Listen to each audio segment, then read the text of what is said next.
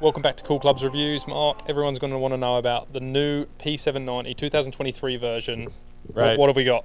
Well, I mean, this has been, one of our top sellers for the last 3 or 4 or 5 years probably, right? It's on its 3rd generation. It's right in the wheelhouse, better player club for us, long, looks good.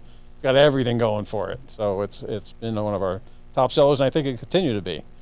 And we've said this about a few irons. When you're redesigning, Right. don't mess it up. Yep, that's a big one. And Tyler's did a good job with that with the recent release. Callaway's got a little bit different thing coming out, but I think they did a good job with this. I don't think they messed it up. It looks very similar, very clean. You can tell a lot just by the look of it. I mean, there are some subtle differences on the exterior. Right. The little slot in the back, slightly different finish, some of the placement.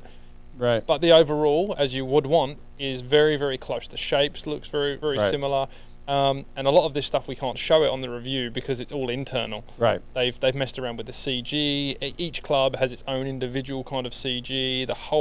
It's like this honeycomb mapping frame inside. It's really intricate. Right. Essentially what they're doing with that is, they've got some tungsten to move around in here and different weights they can configure, and they're basically trying to get the CG as low as possible in long irons, so you hit your 4 irons a little higher, and then they slowly move it up throughout the set so that you don't hit ballooning 9 irons and stuff like that, and it gets a little lower. So gone are the days of one club basically being the same design for all. Everybody now, and obviously TaylorMade being one of the top leaders and this being one of the top clubs, each individual iron is designed differently to a specific thing. Yes. Right? Yeah. So that's pretty important.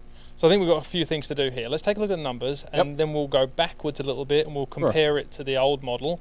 Talk a little bit about who it's for, and then I think one of the key things, which I want you to comment on, is going to be, would you make a change? If you're an old 790 player and you're going to go, are you going to jump to the new one? So but we'll hold that till the end. Good one. That's a good question. I'm not sure I know the answer yet. Okay. Hold by the end of this thing here. So let's take a look at the numbers initially. Graphing, we've done both tests on this. Obviously, we're going to have a lot of players that are using this, better players and intermediate and, game improvement players probably too. Right. It's scored pretty good all over, even for tour and overall performance. 164 carry on average, 3.7 stopping power, which will be interesting. We'll touch on that in a second. And then 233 spin launch. As it normally does with these kind of foam filled ones, the long one's longer. A fair amount longer than some of the other mishits on it because they're springy. They're jumpy. They're a little springy. The good news is on the tour test, and the release is very linear, right? So it's going in the right direction. Yep. And heel, toe, and centre aren't a million miles away from each other. There's not big drop-offs on those clubs. Right.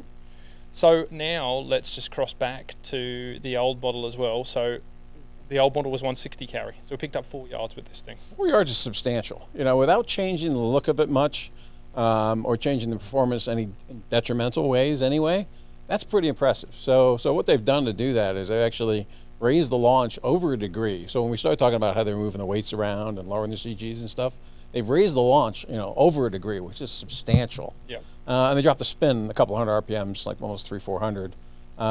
So the net of that is it's the same stopping power. So you're going to see 3.7 on this 790 and on the old one. 3.7 on the old one. But because they've got the lower CG and the higher launch, and they picked up 4 yards. That's a lot. And remember too, this is 80 miles an hour.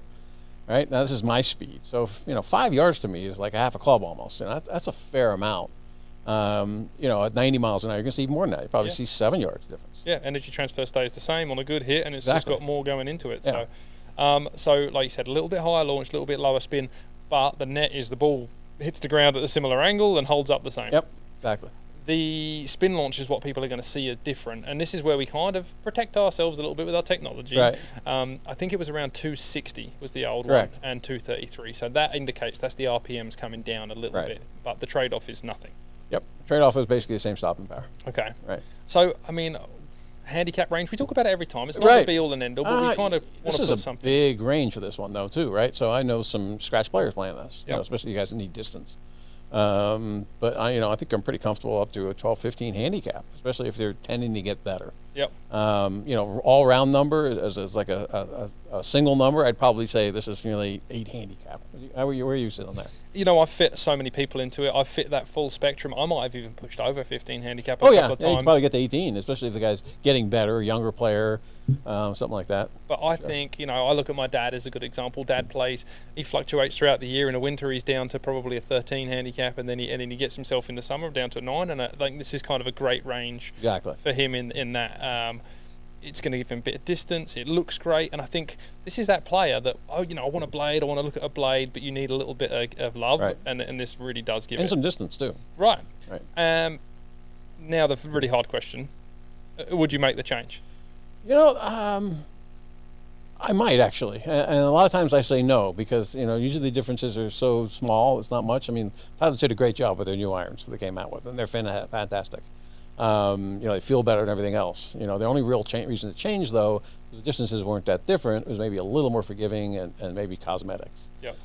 This is 5 yards. I mean that's a fair amount. Yeah. I might consider changing for that one. And I think I'll be on the same team Yeah. as you. The minute changes that are there are nice. They're like more, And they actually more do subtle. something. Yeah, more and the Right. performance gain for me is obviously you and I are at that end where maybe we want to spin the ball a little bit and distance doesn't mean everything. Right. But like you say, if you pick up 4 yards, it makes the game a little easier when you're getting into that 150 range. So.